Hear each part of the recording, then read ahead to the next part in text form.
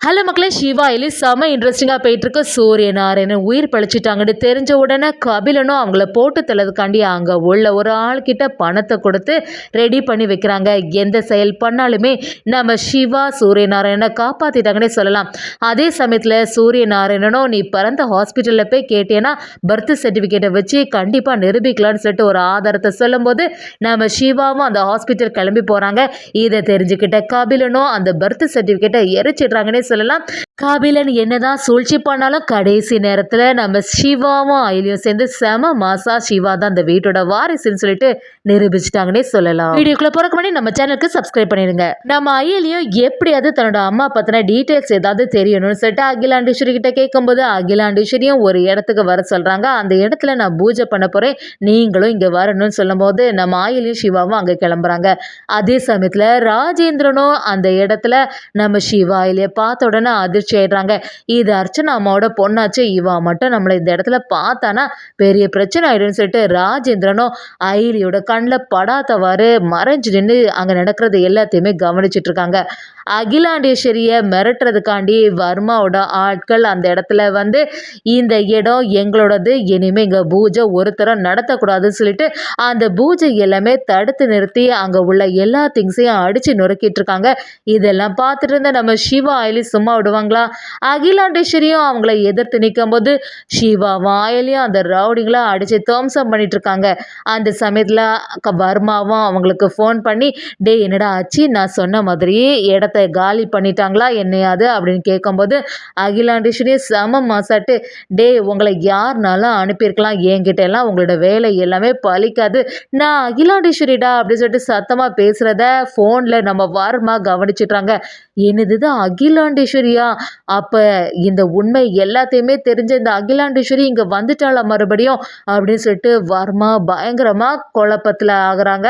ஏற்கனவே மினிஸ்டரோட பிரச்சனையில் நம்ம இப்போ மாட்டிகிட்டு இருக்கோம். இத்தனை வருஷம் கழிச்சு அர்ச்சனாவோட பேர் வேற இந்த டிவியில் வந்திருக்கு, இப்போ அகிலாண்டேஸ்வரி வேற இங்கே வந்திருக்கான்னு சொல்லியிருக்கா. எல்லா உண்மைகளும் தெரிஞ்ச இந்த அகிலாண்டேஸ்வரி ஏதாவது நம்மளை பண்ணிடுவாளோ அப்படிங்கிற ஒரு பயம் நம்ம வர்மாவுக்கு வந்துடுது. இந்த அகிலாண்டேஸ்வரி பற்றின எல்லா டீட்டெயில்ஸும் தெரிஞ்சாகணும், நம்ம நினைக்கிற அதே ஆளு தானா அப்படிங்கிறத விசாரிக்கணும்னு சொல்லிட்டு நம்ம வர்மாவும் அகிலாண்டேஸ்வரி பற்றி எல்லாத்தையுமே விசாரணை பண்ணதுக்காண்டி தயாராகிறாங்கன்னே சொல்லலாம். அகிலாவை நம்ம அயலியை பார்த்து, என்ன திறமையான பொண்ணாக இருக்கா, உங்கள் அம்மா கிட்ட இருக்கக்கூடிய அதே திறமையும் தைரியமும் உங்ககிட்ட இருக்குப்பா அப்படின்னு சொல்லிட்டு ரொம்பவே சந்தோஷப்படுறாங்க.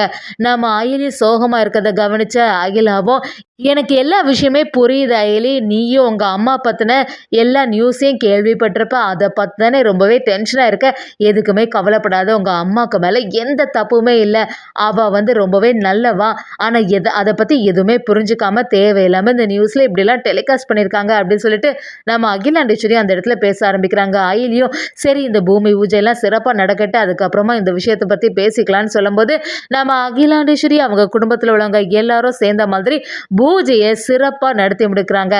அயலியும் நம்ம அகிலாண்டேஸ்வரி கிட்ட, இல்லை நான் உங்கள்கிட்ட ஒரு டீட்டெயில் கேட்கறதுக்காண்டி தானே வந்தேன், உங்களுக்கு ராஜேந்திரன் மாமாவை தெரியுமா அப்படி சொன்ன உடனே அகிலாண்டேஸ்வரியும் என்னாச்சு, எதுக்காக இப்போ அதை பற்றி கேட்குற அப்படி சொல்லும்போது, இல்லை எங்கள் அம்மா கிட்ட டிரைவராக வேலை பார்த்தவங்க தான் அவங்க, கொஞ்ச நாளுக்கு முன்னாடி தான் அவங்களும் மலேசியாலேருந்து வந்ததாட்டு நாங்கள் கேள்விப்பட்டோம், அன்னைக்கு கூட நான் அவங்கள பார்த்தேன், ஆனால் என்னை பார்த்த உடனே பயந்து கிளம்பிட்டாங்க, எதுக்காக அப்படி பண்ணாங்கன்னு எனக்கு தெரியலை அப்படி சொல்லும்போது நம்ம அகிலாவுக்கு ராஜேந்திரன் செய்தது எல்லாமே ஞாபகத்துக்கு வருது.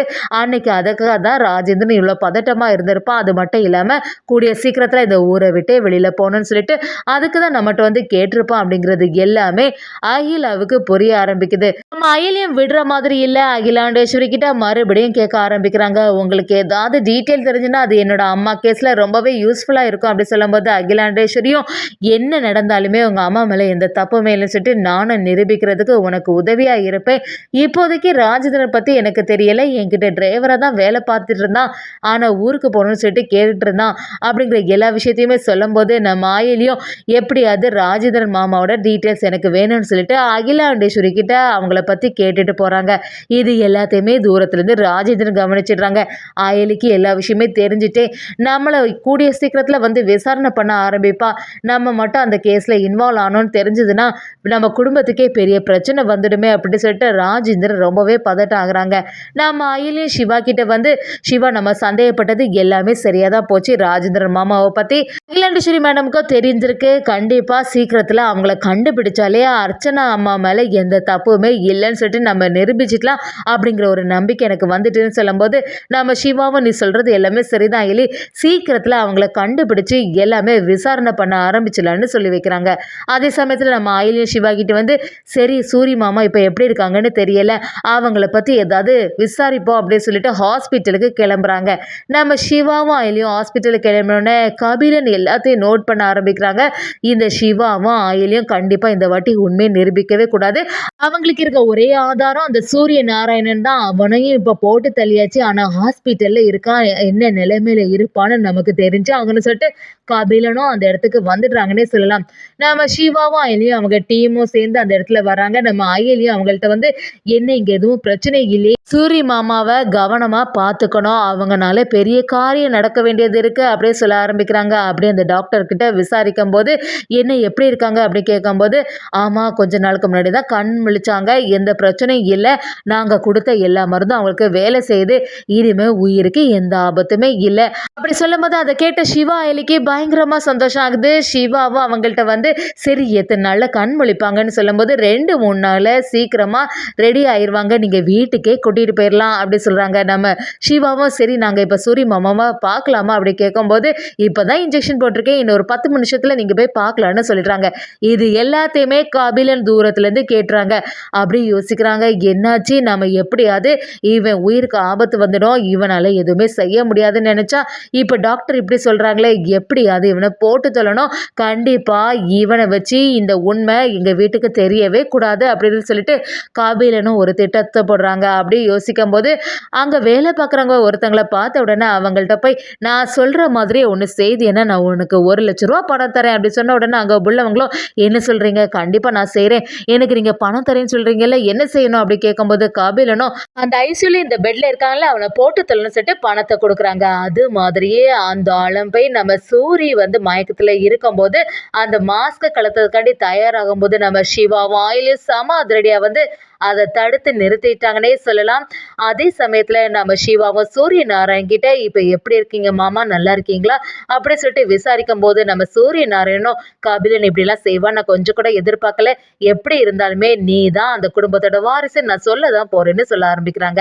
நம்ம சிவாவும் அவங்கள்ட்ட எல்லா விஷயத்தையும் கேட்கும்போது, சூரிய நாராயணன் நீ இந்த இடத்துல தான் பிறந்த, அந்த ஹாஸ்பிட்டலில் போய் கேட்டேன்னா கண்டிப்பாக அந்த பர்த் சர்டிஃபிகேட்டு கிடைக்கும், அதை வச்சு எப்படியாவது உண்மையை நிரூபிச்சிடலாம் ஆதாரத்தோட அப்படின்னு சொல்லும்போது, நம்ம சிவாவும் அயலியும் ரொம்பவே நன்றி மாமான்னு சொல்லிட்டு அந்த இடத்துலேருந்து கிளம்புறாங்க. ஆனால் இந்த விஷயம் எல்லாத்தையுமே ஃபோன் மூலமாக கபிலன் கேட்டுகிட்டே இருக்காங்க. கபிலனும் இந்த ஹாஸ்பிட்டலுக்காக கிளம்புற உன் பின்னாடியே வந்து அந்த ஆதாரத்தை நான் அழிச்சிடுறேன் பாருன்னு சொல்லிட்டு கிளம்பி வராங்க. நம்ம சிவாவும் ஹாஸ்பிட்டலில் போய் கேட்கும்போது ஒரு கட்டத்தில் அந்த பர்த் சர்டிஃபிகேட்டு கிடைக்குது. அதில் சன் ஆஃப் உதய பெருமாள் இருக்கிறத பார்த்தோன்னே சந்தோஷம் ஆகி அப்படியே ஒரு ஃபோட்டோவை எடுக்கலான்னு மொபைலை எடுக்கும்போது கரெக்டாட்டு கபிலன் பின்னாடி இருந்து அந்த பர்த் சர்டிஃபிகேட்டை இழுத்து வாங்கி எரிச்சிடுறாங்கன்னே சொல்லலாம். இதை பார்த்து நம்ம சிவா அப்படியே கதறி அழ ஆரம்பிக்கிறாங்க. கபிலனும், என்னைக்குமே நீ ஒரு அனாதை தாண்டா, இனிமே உண்மையை நிரூபிக்கவே முடியாதுன்னு சொல்லிடுறாங்க. என்னதான் கபிலன் சூழ்ச்சி பண்ணாலும் கபிலனை சரியா அடியில் வெளுத்தெடுத்த நம்ம சிவாவும், நம்ம சிவா தான் வீட்டோட வாரிசுங்கிறத ஆதாரத்தோடய நிரூபிச்சிட்டாங்கன்னே சொல்லலாம்.